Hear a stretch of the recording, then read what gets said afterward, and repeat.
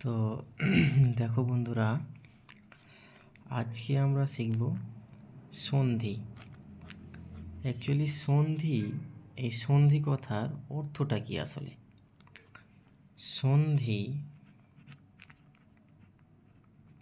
সন্ধি কথার অর্থ হলো মিলন। সন্ধি কথার অর্থ হচ্ছে কি? মিলন। তাহলে মিলনটা কার? আসলে মিলন হচ্ছে কার মিলন? ধ্বনির মিলন। কার মিলন? ধ্বনির মিলন। তাহলে আমরা দেখলাম যে সন্ধি কথার অর্থ হচ্ছে কি? ধ্বনির মিলন। তাহলে এবার আসি আমরা সন্ধি। তাহলে এই সন্ধি সাধারণত 3 প্রকার। 1 নম্বর হচ্ছে স্বরসন্ধি, 2 নম্বর হচ্ছে ব্যঞ্জন সন্ধি, আর একটা হচ্ছে বিসর্গ সন্ধি। এইবার আজকে আমরা শিখব এই 3টি পাঠের মধ্যে একটি। আজকের আলোচ্য বিষয় হচ্ছে এই বিসর্গ সন্ধি। এই বিসর্গ সন্ধিকে আমরা আজকে একটা ট্রিক্সের মাধ্যমে শিখে নেব। মাত্র একটা সূত্র লাগাবো আমরা, বিসর্গ সন্ধিটা আমরা সম্পূর্ণরূপে কমপ্লিট করে নেব। তাহলে দেখো সেই ট্রিক্সটা কি হচ্ছে, যদি কোনো শব্দের মধ্যে ওকার বা দন্তস্ব, 3 তালবস্য, মূর্ধন্যস্ব, রেপ, আর একটা হচ্ছে কি র। আমরা কি দেখলাম? ওকার, দন্তস্ব, তালবস্য, মূর্ধন্যস্ব, রেপ আর র। যদি কোনো শব্দের মধ্যে এই 6টা জিনিসকে আমরা দেখতে পাই বা এই 6 ভাইয়ের মধ্যে কাউকে আমরা দেখতে পাই, তাহলে কিন্তু আমরা সেই সন্ধিটা অনিমেষেই করে নিতে পারবো। ঠিক আছে? এর বাইরে সাধারণত হয় না। তো আমি কয়েকটা উদাহরণ নিচ্ছি। দেখো, আমি বললাম তিরো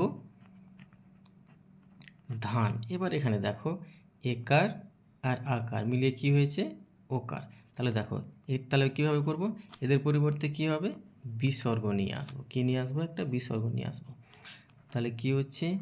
তৈরিসি থাকছে আর র, তীর, আর এই একার আর এই আকার মানে হচ্ছে ওকার। এর পরিবর্তে কী নিয়ে আসবো আমরা? বিসর্গ যুক্ত ধান সমান কী হলো? তীর ধান। যদি আমরা আরও উদাহরণ নিই, আমি যদি বলি তত ধিক, তাহলে কী হবে? তত বিসর্গ ধিক সমান হয়ে গেল ততোধিক। আরও যদি আমরা উদাহরণ নিই, আমি বললাম মনো বাসনা, তাহলে কী হবে? মনো একার আকার মিলে কি ওকার, তাহলে কী হলো? মনো বিসর্গ বাসনা। বুঝতে পেরেছ? হয়ে গেল তাহলে একটা। এবার আমরা দেখব দন্তস্ব, মূর্ধন্যস্ব, তালবস্য, মূর্ধন্যস্ব দিয়ে। উদাহরণ নিচ্ছি আমি বললাম ভাস্কর। তাহলে দেখো তো এখানে কি রয়েছে?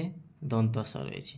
তাহলে ভয় আকার, এর পরিবর্তে কী নিয়ে আসবো আমরা? বিসর্গ। তাহলে ভা যুক্ত কর সমান হচ্ছে ভাস্কর। আমি যদি আরও নিই, আমি বললাম পুরস্কার। পুরস্কার, তাহলে কী হবে?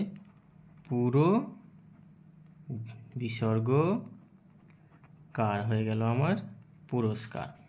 এবার দেখো, এবার তালবস্য দিয়ে আমি নিচ্ছি। আমি বললাম নিশ্চয়, তাহলে কী হবে? নি তালবস্য রয়েছে, তার পরিবর্তে আমি বিসর্গ নিলাম যুক্ত চয় সমান হয়ে গেল কি? নিশ্চয়। আমি বললাম দুশ্চিন্তা। তাহলে তালবস্য রয়েছে, তাহলে দু যুক্ত চিন্তা সমান হয়ে গেল আমার দুশ্চিন্তা। এবার আমি যদি বলি র দিয়ে নিই, আমি যে বললাম নিরতিশয়, তাহলে কী হবে? নি রয়ের পরিবর্তে কী নিলাম? বিসর্গ যুক্ত অতিশয়, অতিশয় হয়ে গেল।